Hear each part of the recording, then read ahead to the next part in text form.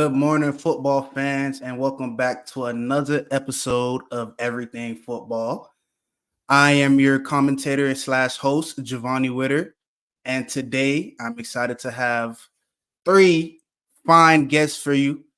My first guest, as you guys know, he was here on the last episode. Good friend of mine, like a little brother, old teammate of mine, bringing in Rayway Williams. Good, brother. Appreciate you for having me again, man. Yes, sir. Yes, sir. All right, and now my other two guests are very special guests to me. First guest is gonna be Deuce Parker. He's gonna be a teammate of mine, old roommate of mine, a great young guy at Mount Union right now. And I'm gonna also introduce his roommate, Miami. Was How good. y'all doing? Doing good. Doing good. Was All right, good. you first, Deuce. I want you to tell the people a little bit about yourself. I grew up in Fort Lauderdale, Florida, until I was probably like 9, 10 years old. My dad joined the Army, so I became an Army brat, moving around the world and whatnot. I got three younger brothers. I got about 2 years old. Um, I've been playing football since I was 4. Um, I played I played middle school in Georgia, high school in Georgia. And I played Little League in Florida. And now I'm here at Mount Union, about to start my 5th year, trying to be an All-American. Don't Sir. matter first AP, second AP, don't matter to me. Just trying to be an All-American and just dominate where I'm at. Yes, sir. Keep putting the work in. That's gonna come, bro, for sure. All right, Miami, tell people a little bit more about you, bro. I grew up in Dade, but I lived in Broward most of my Well, life. first of all, you got to give them your government name. My government name is Aiden Kans. Went to Miramar High School. You feel me? Where the real guys came out of. But I'm about to start my junior year here. I'm about to be in my senior year here at Mount. Psychology major. About to get that degree. Sir. It's gonna be my second/third year starting here. All blessings. Play offensive line. I can teach everybody a little something. Sir. All right, before we get into our topic today of the top prospects of the up and coming NFL draft, I want to ask you guys, we're all young, up and coming athletes, all trying to make it pro. So, Ray, I want to ask you first, what is something that you feel like you do that makes you stand out and separates you from the crowd or from the rest of the receivers at Mount or in the world? I personally feel like I'd say either my IQ or my quick twitch, because everybody know I'm fast. Like it's not hard to guess that I'm fast, you know. But I think that me being able to get in the game and read a defense so fast, or whether I'm in the slot or outside, I could know how DB playing me and just take my release based off how he playing me. Like depending on what the play is, down and distance, I take all of that into consideration when I'm stepping on the field. And it's hard for a lot of receivers to do that and keep that in mind when they're playing in a game because you got so much going on. But aside from that, I think the biggest thing is that fast, obviously. And I know how to control my speed. So I can go from 0 to 100, 10 to 20, 20 to 100, 100 back down to 30. That's something I've been working on recently, and I kind of got it down pat. Yes, sir. So, like he said his football IQ, fast twitch, speed, and body control. That's really what he thinks separates him from the pack. I like that. Keeping on the offensive side of the ball, Miami as an up and coming offensive lineman. Well, what position do you play on the line? Every position or center, guard, tackle? I play tackle here, but I play every position. But for me, something that separates me against everybody else is I say my agility says speed, because like going up everybody in the LAC, it's a lot of fat tackles, a lot of big tackles that don't really move. Yeah. So when the defensive line go against me, you think of me like another big guy that can't move, and like think like that sets me apart because when you try to hit those speed rush moves, I'm in the same pace as you. I'm right in front of you. You can't get past me. So they get kind of stuck. They got to resort to their like last move in their bag to try to get past me. I feel like that set me apart against everybody else because it's not a lot you could do on film if you keep going against bigger people and slower people that you're gonna think, okay, it's a repetitive thing and I could use the same moves. And when you play us against Mount, me and Ben, I say we're very agility based tackles, and something that Coach Klaus preaches to us. So when they go against us, it's kind of harder for them to get their moves off. Definitely. So, like he said, he uses his agility. As a bigger guy, a lot of bigger guys can't move that much, but him being able to have that speed, have that agility, separates him from other offensive tackles. That's definitely good. So, Deuce, bringing it to the defensive side. Not sure the people know a lot. I'm gonna talk about you, Deuce. This Deuce is a younger guy. We played DB together. He could play safety, he could play corner, he could play nickel. So what is your favorite position at defensive back, and what is different? What do you do different than everyone else? I say what separate me from everyone else will probably be my technique and my physicality. Because like you mentioned, I can play safety, nickel, corner, it don't matter. Because I can come down and hit something, no matter how big or small you is. And Sir. so, yeah, I use that physicality part a lot in my game because, if you don't, you get ran through. And as far as technique, that's a big part in playing DB wherever, whether it's nickel, corner, or safety. Because without the technique, you run into a good receiver like Ray. 9 times out of 10, you'll get done up. So yeah, I feel like that's what separates me from other DBs. Definitely. So as a DB, you got to have that technique, and like you said, the physicality. That's something that not a lot of, no, at least nowadays in the game, a lot of people are kind of shying away from being physical. But I think that contributes to growing up in the South. From Georgia, Florida. That's the type of football we play down here. Very physical brand of football. So I could kind of relate to Deuce on that. Um, what I think separates me as a defensive back is obviously the physicality. I'm never afraid to hit, no matter how big, small, or whatever the target. Sometimes it gets me in trouble, but that's something I use to my advantage. Not being afraid to go ahead and put my body on the line and make that big hit for my team.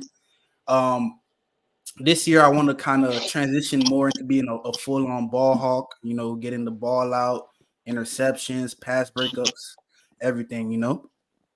And I thank y'all for sharing that little tip, what separates us from the pack.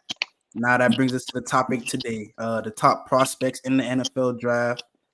These guys are the people who we think separated themselves from the pack, people who should be first round picks and hopefully have Hall of Fame NFL careers. So actually, as Deuce first, I want you to give me your top 3 prospects. It could be any position for the So upcoming draft. my top 3 prospects, I got a QB, Jayden Daniels. He just won Heisman. He a dog. Everybody know he a dog just from watching Yep. this. Um, I got running back Blake Corum from Michigan, just won national championship. He a dog, and I like how he got injured before the championship game last year and came back with a vengeance to win it all, and he did just that. And my last one is a receiver, Marvin Harrison Jr. I feel like he's the most unguardable person in all of college football the past 2-3 years, and I feel like wherever he go in the NFL, he gonna make an immediate impact. So. Definitely. I'm gonna bring it to Ray Ray. Give me your top 3 prospects. Um, I think Marvin Harrison is definitely a good one, so I'm gonna agree with Deuce on that one. He's gonna definitely be on my list. 'Cause he a dog, and I play receiver, so I gotta make sure I get a receiver in there. Next I'll say Michael Abraham. I played at East Slate with him, played football with me. He's at Marshall. He a dog, he play corner. He a boy a dog, like he gonna get shit done. Um and then I'll say my last one.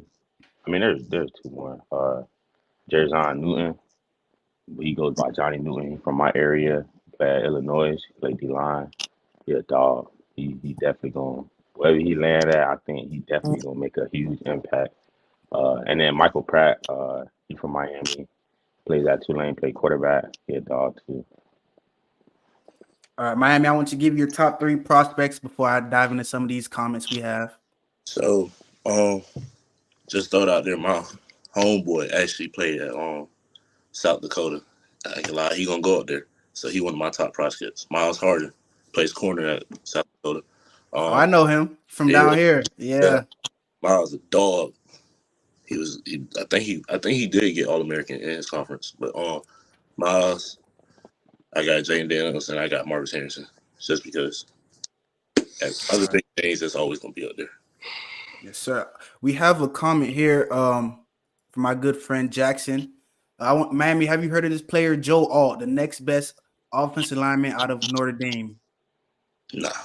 Not heard of him. I haven't heard of him neither. But knowing Notre Dame, they always have good offensive linemen, especially to protect whatever 5 or 4-star quarterbacks they have. So I'm pretty sure he should be a good recruit, a good prospect. Excuse me. Um, Now we have Simple Mind Sports saying, "What's the hype with Jayden Daniels, and why are teams looking to trade the farm for him?" Well, I'm glad you asked that because, well, going off of your question, I'm going to give my 3 top prospects. And this is going to be the first year I actually went in this direction. But my top 3 prospects are all quarterbacks. All right. I mean, just seeing how the NFL is going, the direction is going the last few years. If you don't have a top franchise quarterback, you will not win. You won't win the franchise. You see, I mean, we got Patrick Mahomes, we got Lamar Jackson, Josh Allen, Justin Herbert, Joe Burrow, Tua, Trevor Lawrence. Like the young quarterbacks are running the game right now. So my top 3 um, prospects in order will be number 1, Jayden Daniels, quarterback from LSU. Number 2, Caleb Williams, quarterback from USC. And number 3, Michael Penix Jr. And I mean, I don't know if you watched last season, man, Yeah. Jayden Daniels, he plays in the SEC. That's the hardest conference in college football. And, the numbers he put up against the teams he played, and I mean, he just looked amazing. Obviously, he didn't, get his team to the playoffs or the SEC championship, but he still had a great year and looked to be one of the best quarterbacks in college football. So, another comment here by Jackson. Talking about Joe Alt, he played 36 games, only allowed 2 sacks with under 12 quarterback hurries. Those are pretty good stats there for offensive linemen. Those are excellent stats. So now we're going to talk about my recruits, my prospects. And like I said, in order from first to last, the first one is Jayden Daniels. This year's college football Heisman Trophy winner. And I'm going to show you his 2023 college football season highlights. All right, while the video is playing, I'm just going to name off some of the stats that Jayden had in his career. As some of you know, he started his career at Arizona State University. Things weren't going good there for him at all. But in his career, he played 55 games, completed 953 completions for a 66.3 completion percentage. He threw for 12,749 yards. He had 89 touchdowns, 20 interceptions, and a quarterback rating of 158. Not to mention, he had over 3,307 yards on 617 carries with 34 touchdowns. I mean, he is the definition of a dual threat quarterback. Mm-hmm. And what really I think separates him from my other 2 recruits, because these are all 3 like amazing quarterbacks, is just that he played in the SEC.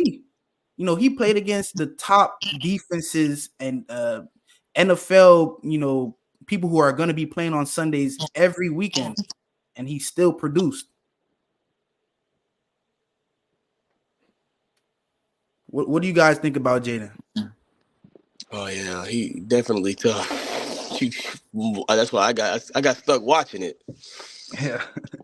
He different. I'm not gonna lie, he is different. I feel like you said, I mean, he didn't get to the playoffs or anything, but him doing this against all these tough teams who were ranked shows it shows he different. Exactly. Now I'm not saying the other QBs can't do what he doing, but in the SEC, Yeah. I don't know. No, definitely. I mean, look at this, how that's against Alabama, man. He's just breaking off big runs like it's nothing. Toying with him.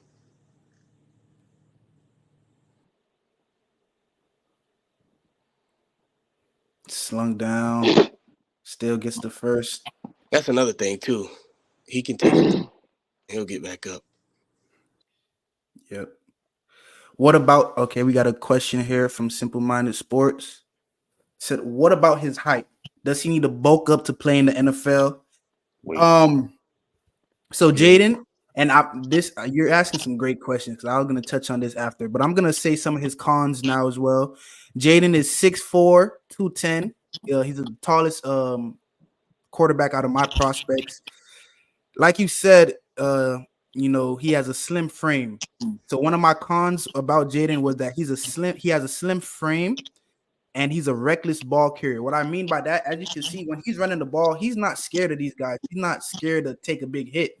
When you get to the NFL, you got linebackers and people who are running 4.3s just like you. Those hits are gonna come a little harder. You know what I mean? So that is one of my cons and one of my concerns that I had with Jayden is that he's 6'4", 210. He's a little bit slim and he likes to run the ball, a little reckless. So, but I feel like going to the NFL, he will naturally bulk up because NFL teams are going to want him to put on a little bit of weight, a little bit of muscle. Because I mean, And just like Lamar, he have to come in and learn how to protect his body, so he doesn't take those big hits and he can have a long NFL career. We have another comment here by Jackson saying, y'all think the Bears take a quarterback with the first pick or keep Fields and build around him? Good question, Jackson. I don't know if you watched the last stream with me, Ray, and Manley. We talked about the NFL 32 first round picks and what every team needs. As we know, the Bears have the first pick. And honestly, I think it'll be their biggest mistake ever if they get a quarterback. Justin Fields, he's a good guy. He's a good quarterback. I might be a little biased because everyone knows I'm an Ohio State guy. I'm a Florida Gator fan, but Justin Fields, he's a great quarterback. If you just surround him with a little bit more help and protect him, I think you have a franchise quarterback. So I think the Bears would be wrong to draft one of these three quarterbacks, no matter how good they are. What y'all think about that? I think they should go get Marvin Harrison. Yep. Build around Justin Fields. But now, do you think they would have to waste a first round or the number one pick on a receiver? I mean, well, I'm pretty sure isn't he the number one prospect right now? Marvin Harrison Jr. Yeah, either him or Caleb Williams. I'm pretty sure out of those two, like they're the number one prospect at the moment. So I think it's Caleb Williams, but yeah, when you got Justin Fields, you don't need Caleb Williams. All you gotta do is get another weapon for Justin Fields. Now he has DJ Moore and Marvin Harrison Jr. Picking up Marvin Harrison Jr. is making the team 10 times better right there. Mm-hmm. All right, this comment here is from a Florida State fan. So he's a little biased. Keon Coleman is a dog. I was just telling them boys that he's different too. Like I wouldn't say I don't know. I wouldn't say he over Marvin Harrison Jr. But he's definitely a dog too. He's the dog. He's a dog. Florida State will definitely miss him. I do think I gave him an A grade, so he should be one of the top receivers drafted. But I don't think he's gonna go over Marvin Harrison Jr. Or to be honest, I don't think he goes over Marvin Harrison Jr. I don't think he goes over Odunze out of Washington, and I don't think he goes before the LSU receiver. I forgot his name, but those are my three top receivers for sure. Another comment, I think they should keep the current quarterback for the Bears and just protect them. Yes, definitely. I agree with that. That too. So, like you said, the top prospect of the draft, and actually my number 2 prospect on my list, Caleb Williams out of USC. Caleb Williams comes in at 6'1", 215 pounds. He's been the face of college football for the last 2 years. He's just not produced any wins. For me, I like Caleb because he hasn't had that much of he hasn't played as many games, as Jayden or as a Michael Penix Jr., he only played 36 games, but I mean, he's produced so much. So I'm gonna put his highlights up here while I name off some of his stats. But the reason I already said it, the main reason I give Jayden, the little edge over Caleb and Michael is just the level of competition in the SEC. Just superior to the Pac-12. Even though the Pac-12, this was the best year from. So Caleb stats, he played 36 games. He had 735 completions, 66.9 completion percentage. That was the best completion percentage out of the three quarterbacks. He passed for 10,082 yards. He had 93 touchdowns, 14 interceptions, and a passer rating of 169, quarterback rating of 169.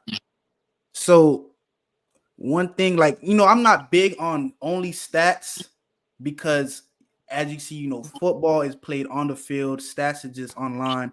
But comparing Caleb and Jayden, Caleb only played 36 games compared to Jayden's 55 games. Caleb has a better completion percentage. He has more touchdowns. He has less interceptions and a higher passer rating. So, I mean, the stats are there kind of on Caleb's side.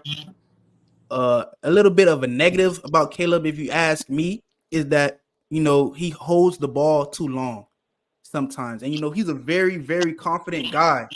So, kind of like Pat Mahomes, sometimes, being so confident, he ends up holding the ball a little long and making some ill-advised throws that, if he would have just threw the ball away or got it out a little quicker, that it wouldn't have happened. Mm-hmm. What do you, Ray? How do you feel about Caleb? You think he's really one of the top quarterbacks?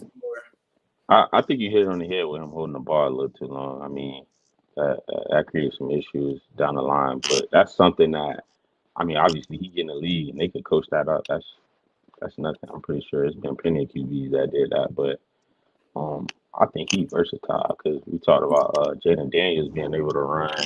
He can run too. I think him being able to escape the pocket is one of his biggest assets.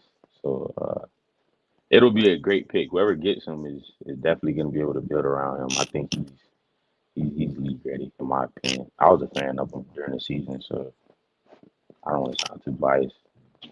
Definitely. Deuce or Miami, what quarterback that's currently in the NFL right now does Caleb remind you guys of?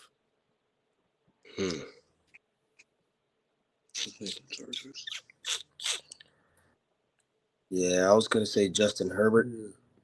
Justin Herbert. Okay, that's a good comparison. I definitely see a lot of similarities. I don't know if this is a little bit too high of a comparison, but just to me, he reminds me of a little faster version of Pat Mahomes. Because I mean, just like I said, the way Yeah. the way he's back in the backfield running around for his life. Like, that was a good play right there with that leg drive. I can see. Yeah, He's definitely a difference maker. definitely. Yeah, I think he reminds me of And Patrick. I feel like if Caleb Williams had a better defense, he would have caused some problems in the college football playoffs. Yep. Because his defense would get torched when they met good teams. Definitely. And we haven't even talked about we named a lot of receivers today. We haven't talked about his number one receiver, Brendan Rice. How do you guys feel about him? I feel like I don't. go ahead. I wasn't. I'm not gonna say he bad. I just wasn't a fan of him the whole year. He raw in my opinion. I think he's fine.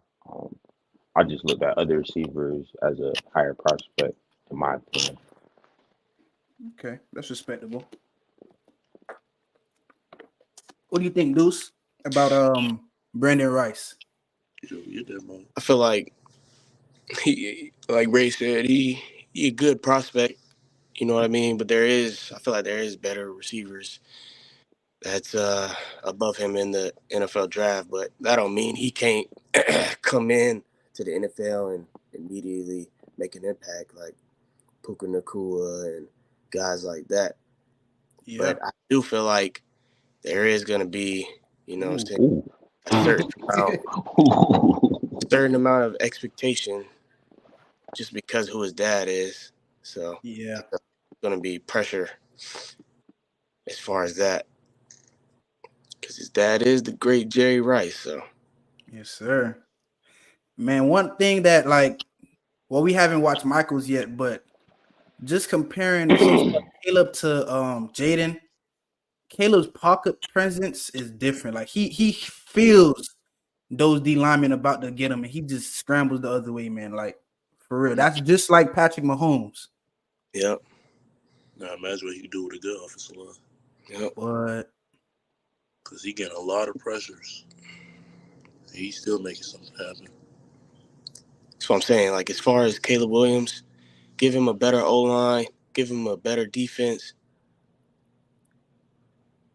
He would have been in the college football playoffs 2 years in yeah, a row. I definitely agree with that.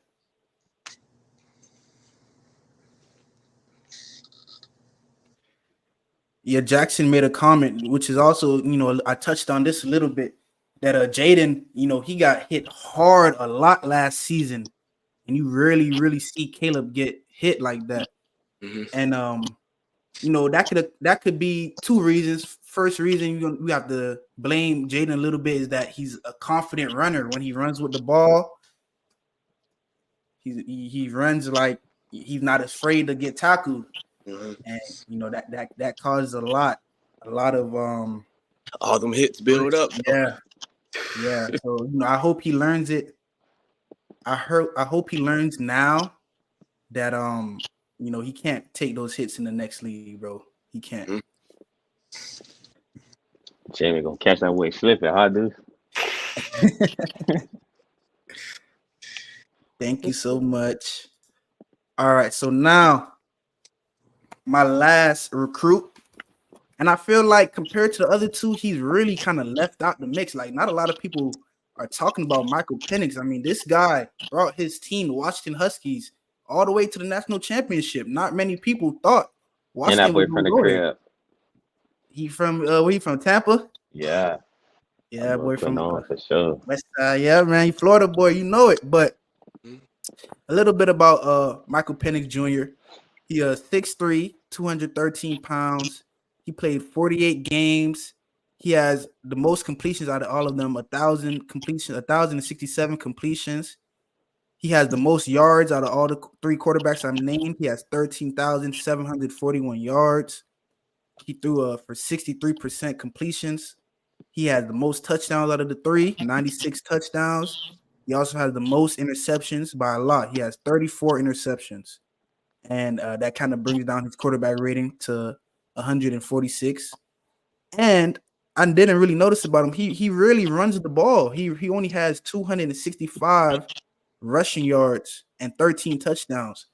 And compared to Caleb Williams, I don't know if I said it, Caleb Williams had 945 rushing yards and 27 touchdowns. So you're going to watch a little bit of Michael Penix.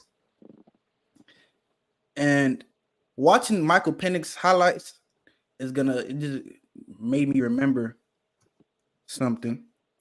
The reason I have Marvin Harris Jr. as the number one receiver and not Rome Aduzie, who we're about to see a lot of right now, is because quarterback play. Michael Harrison Jr., he did a lot of his damage and a lot of, big time things with a quarterback who really wasn't that good or wasn't ready yet compared to, Rome Aduzie, who has Michael Penix Jr. throwing him the ball, compared to the receiver from LSU having the Jayden Daniels, the Heisman quarterback, throw him the ball. So that's another reason why I give Harrison Jr. the edge over these guys. Yes, Jackson. Go ahead, Deuce. Yeah, I was just gonna say I agree, cause once C.J. Stroud left Ohio State, it was kind of up in the air as far as quarterback play for Ohio State. Yeah, But he was still making things happen regardless who was at quarterback. It was exactly. almost like it just throw it up. I'm down here.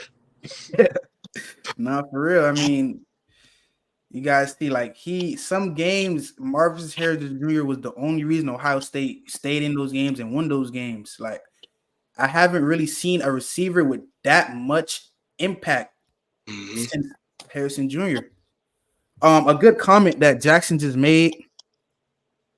I was gonna touch on this after. Penix Jr. did all of this while playing on a recovering torn ACL and some shoulder issues, which is very commendable. That's very impressive. But that's one of my cons for him right now. My con for Michael Penix Jr. is that his injury history. He had 2 season-ending ACL tears, and he had 2 joint dislocation of the shoulder. So you're coming into the NFL pretty banged up.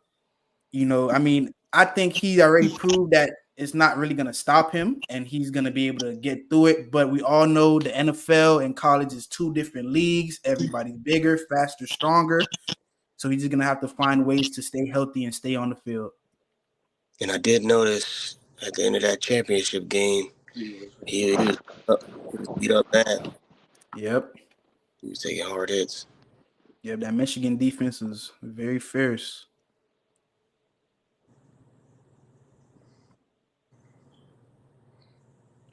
But man, his long balls, man. I mean, he knows how to place those.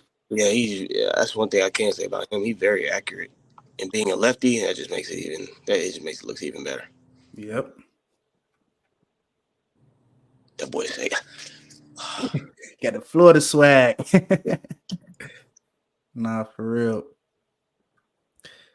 I honestly think, with everything including just the way the NFL is going, that these are the top 3 prospects going into the NFL draft this year. I think if any of these guys don't make it, if any of them make it past the first round, I'll be really surprised.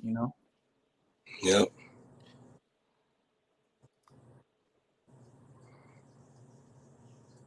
Nah, there's too many teams right now that need a quarterback. Yep.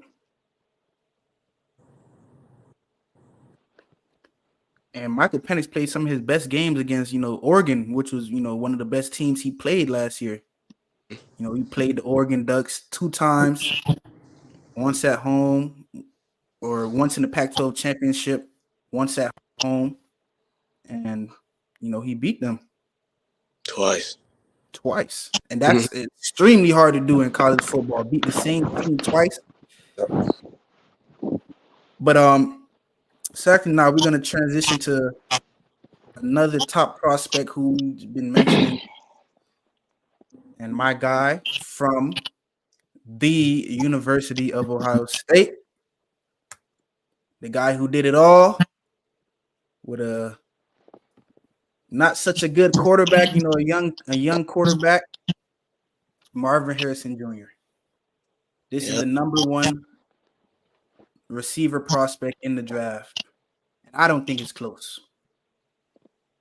What do you guys feel about this? I feel the same way. Like I said, he's a difference maker. It's a dog. This guy's a dog. Without him, that Michigan game isn't even close. Without him, Ohio State, we might have lost 2-3 games, well, 3-4 regular season games. I'm surprised we lost to Missouri in that bowl game. That was just a horrible offensive game, but yeah. What's this wee stuff? You French? Huh? What you mean? I said, bro, my team is Ohio State and Florida, bro. Yeah. My team is Ohio State and Florida, bro. You a bandwagon. I forgot all about I'm not a bandwagon, yes, bro. you are, bro. I've been an Ohio State fan since they had Urban Meyer. No, fam. You started liking the Patriots, now you like the Ravens. You don't know who you want to like, bro. Bruh, those been my teams, bruh. Oh, we got a comment from Jackson. Yeah, he is wide open every play. Yeah, because his routes, bro. He's a routician, man. He's a routician. That boy be with gold feet. Route guy.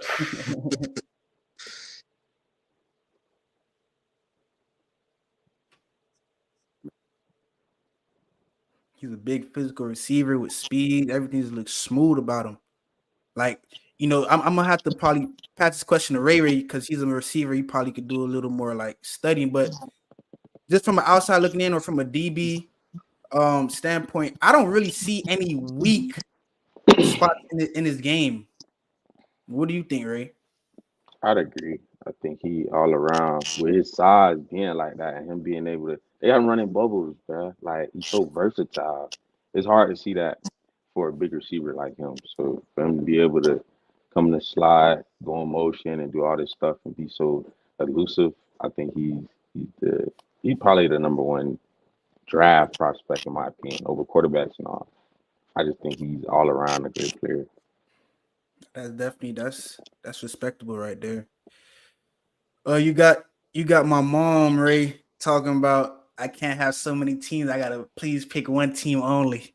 Please, my gosh, I got one team, bruh.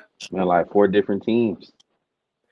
Well, I'm from Florida, and I like Ohio State. What's wrong with that? No, bro.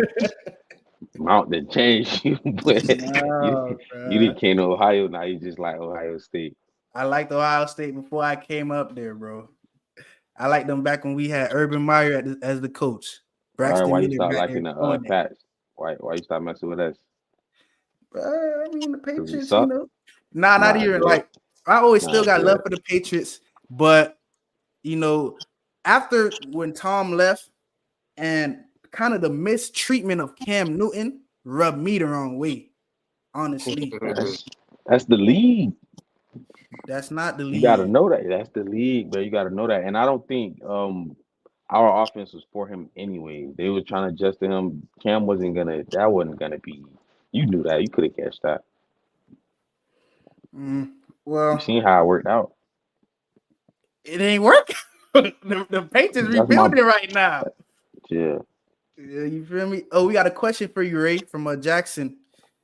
He said, Ray, what wide receiver has helped shape your game?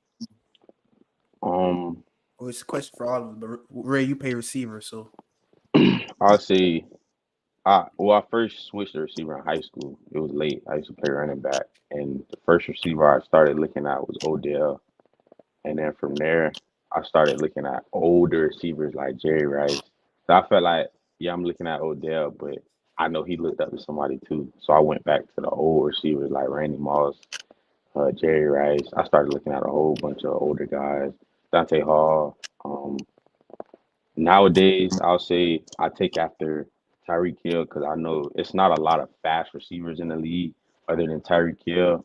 But him being so fast, I try and see what does he do with his speed that makes him stand out. Because we could all agree that he's probably the most explosive receiver in the NFL. So I try and take after him. But it's the league is a copycat game when it comes to stuff like that. So it's been plenty of receivers that I took after. But I say Odell and Jerry Rice probably the top two for me. yes, sir. Tiffany, you asking me who is my favorite college team? I have two favorite He college don't know. teams. He don't know Tiffany. My favorite college teams are the University of Florida Gators and the Ohio State University. You don't like Mount Union? That's the school I attended. That's Miami favorite team, ain't it? You like Just Mount? go Raiders, man. Ain't man, I love Mount. I ain't gonna act like I don't love Mount. They just I not know my you do. favorite You team. go You see Durs. my helmet right here, baby. Don't Go act like I'm Durs. not rapping. Go Durs, Deuce. Go Durs. Go Durs. Ray saying go Mount like he's not in Alliance, Ohio right now. Right in the dorm. Right in the dorm. Reporting live from Mount Union. We're gonna drop the low line. That's crazy. What hall? You in Shields Hall? Oh, now you shot me now. All right, yeah. So we didn't even get to what I'm saying now. I'm putting on my second top receiver, Rome Odunze, and I really started watching this guy. I have a friend named Kai. He's a big Oregon fan. I just watched how he was torching the Oregon offense, and that really like got me interested in this guy. besides being an Ohio State fan and seeing what Marvin been doing without a quarterback, I would have picked Rome as my number one receiver recruit, but you know, Marvin has been doing it without a quarterback. You know, Rome had Michael Penix Jr., who was in the Heisman contention. So that's really the only thing I have separating the two. What do you guys think about the comparison between Rome and Marvin? I think Marvin got him beat. I That's think no doubt. As a DB, watching these two play, I think Marvin got him beat because he knows how to use his physicality as well. Not saying that Rome isn't physical, but I've seen like with jump balls, Marvin get physical. With Rome, he just let the ball come to him, like dropping his hands or whatnot. Marvin go get it. That's true. I like I said, I like Marvin. I like everything about Marvin. I don't know if I ever seen him return punts or kick returns though. That's something that Rome does that I think Marvin doesn't really do. Yep. I feel like another thing that separates them is the amount of separation Marvin gets. Yep. True.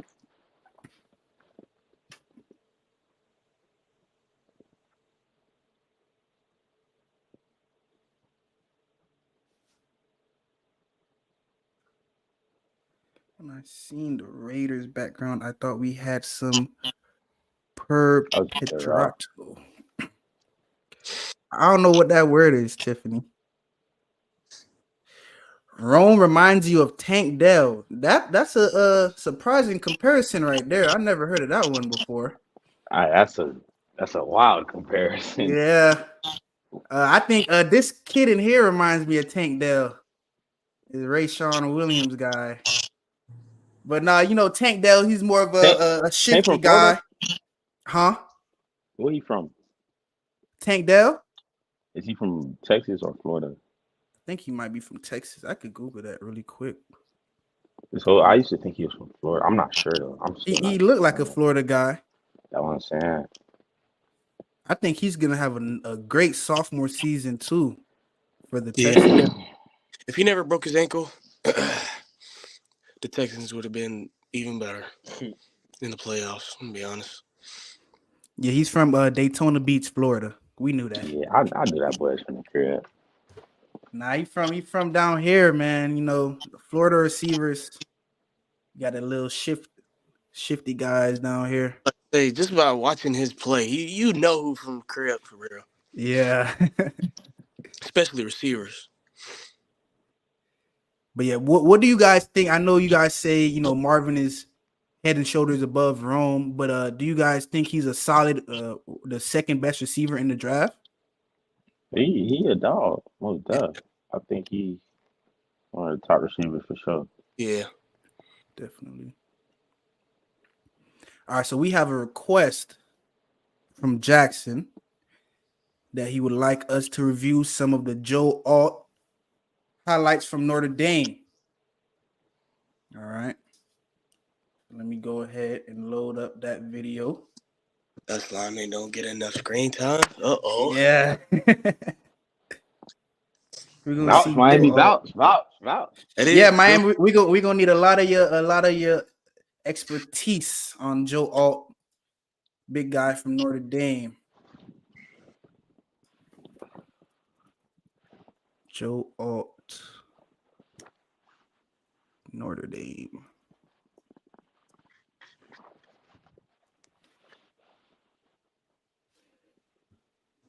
He said best old lineman in college football. Let's see, we're gonna do this right here.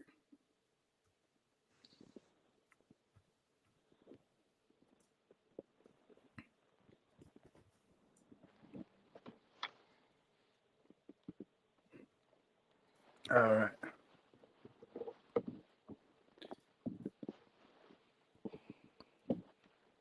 All right, Miami, tell me what you see about this Joe Alt guy. I believe he's the left tackle, number 76.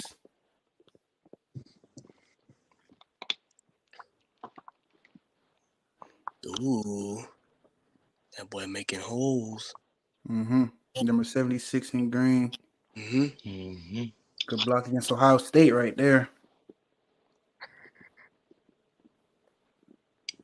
Is this the game where Notre Dame should have won? No, this is the game that Notre Dame lost.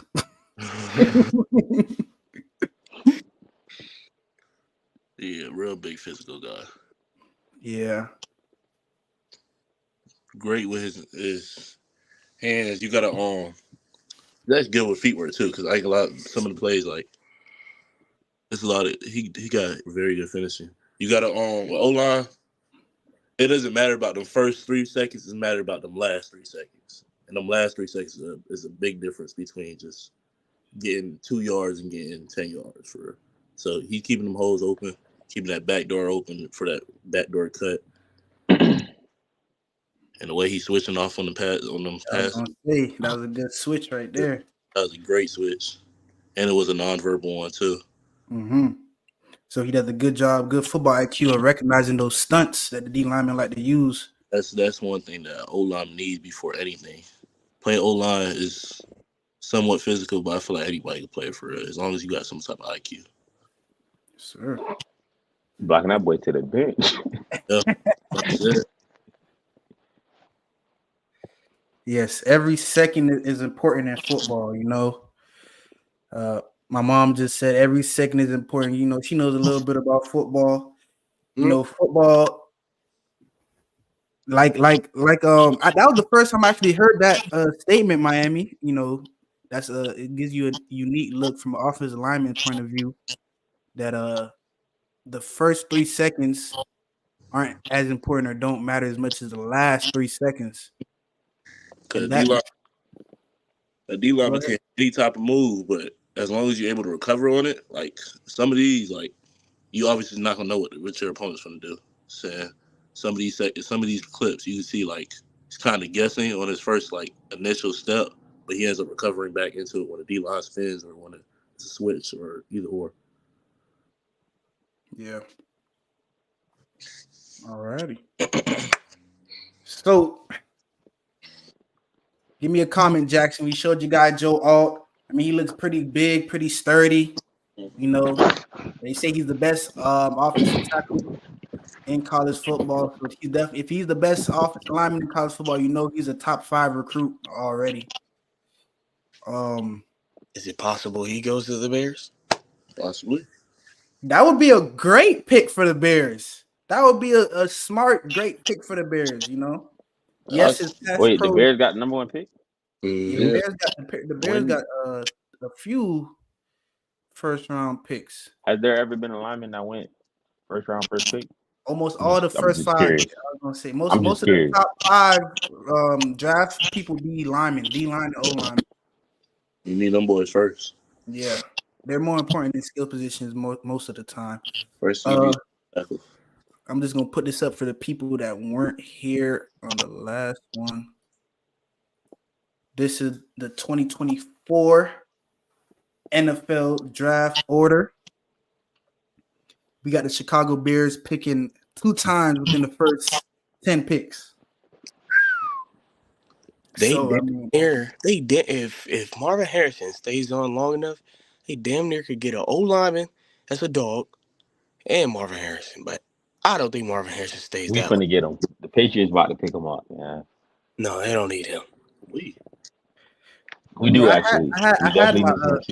I still do got my paper from last week. What every team needed. The Patriots might get a quarterback. Mac Jones ain't working out. Yeah, that's what y'all need. Y'all need. They still trying to develop my boy. But just based off what I said in the last stream and my notes from last stream, the Bears with their first pick, I think they're gonna pick if they're smart, they'll pick Joe Alt, who we just watched. But if not, they need to pick some type of offensive lineman or a receiver that's gonna help Justin Fields.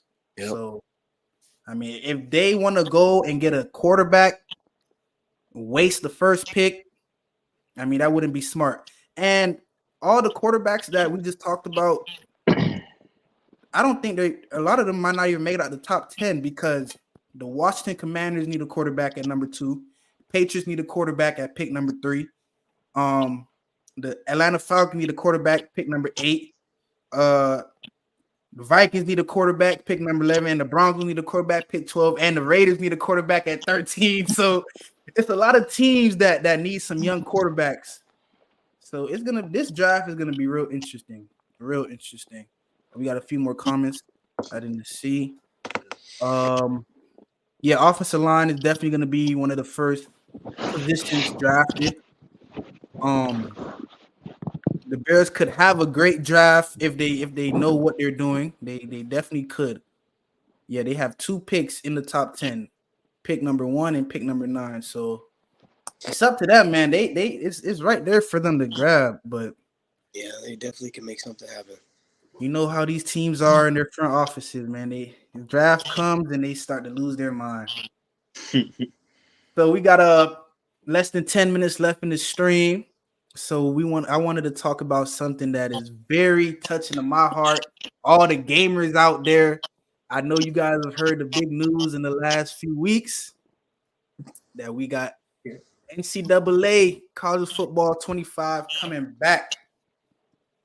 I'm gonna play the trailer with some audio. It wasn't much of anything, but just something to get us excited.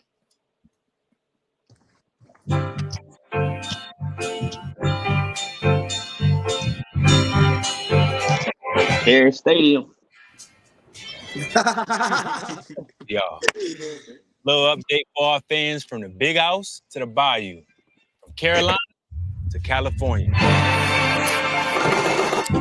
Yeah, it's about college football. We know you love it. Us too. The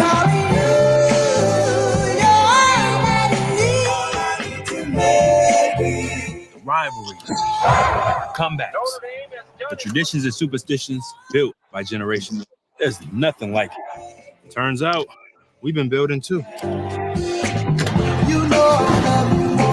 So let's address the big owl in the room.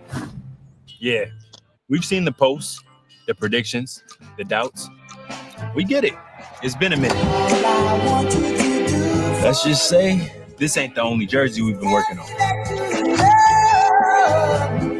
The game this sport deserves. Pretty soon, this place will be full again. Until then, cue the crowd noise.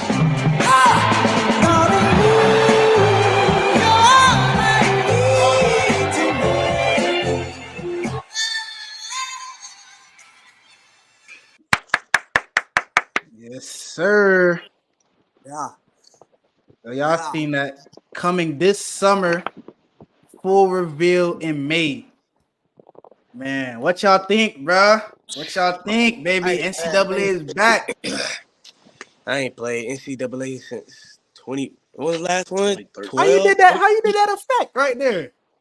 I seen that too. I was like, What? You had a little thumbs up effect. I ain't never thumbs seen up. that. Yeah. That's the police. I ain't do that. But nah. Last one I played like 2012, 2013.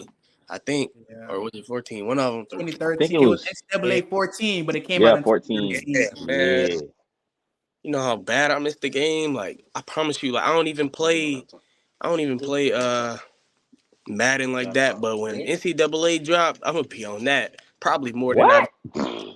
Bro, I don't even play the game right now, but when NCAA come out, I'm about to buy a PS5, baby. Tell you.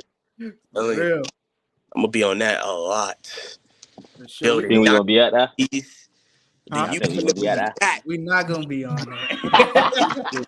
But you know, they be making their own rosters and teams, so they can add us to it. You know what I mean? What's good, Dozy? I see you in the background eating. It's good, baby. All right, so we got a few comments that we missed out on while we were watching the video. First comment, Williams. Remember, it doesn't matter the pick. Tom Brady was not the first pick, but he became the best, and that is a fact.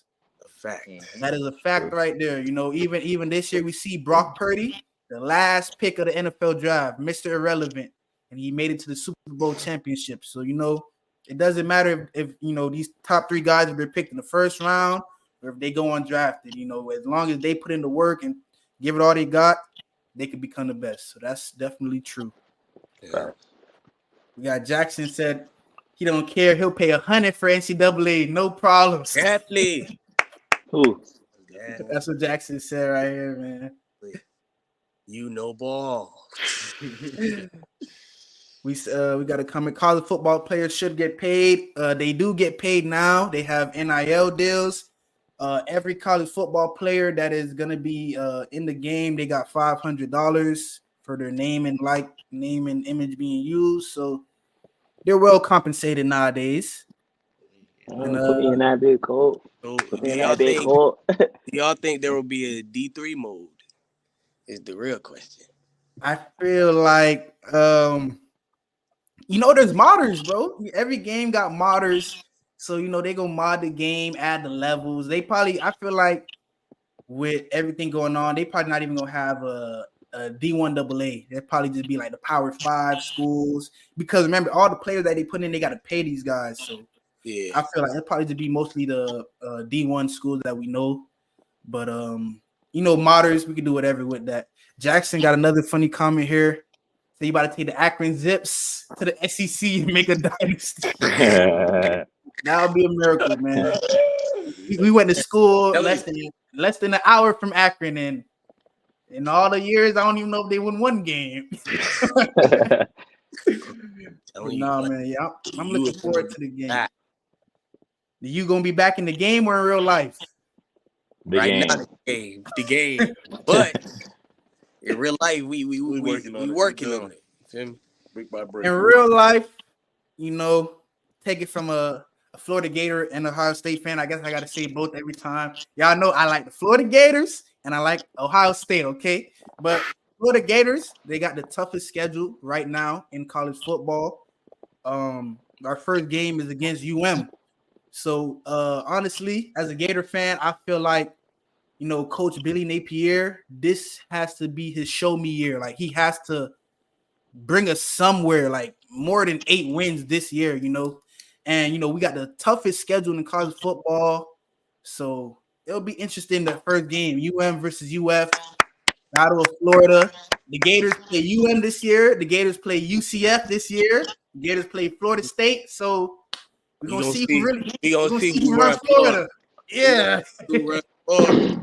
Yeah. Florida, man. How you doing, sis? How you doing, Vernice? My mom want to let y'all know that she the one who said the Tom Brady comment. Yes, mom. Thank you. Jackson, you said they got no shot. Who has no shot? I know you're talking about the Gators because you're a Seminole fan. They said hardest schedule of all in my eyes, and I'm a big no. I don't see y'all getting over 4 wins. Sheesh.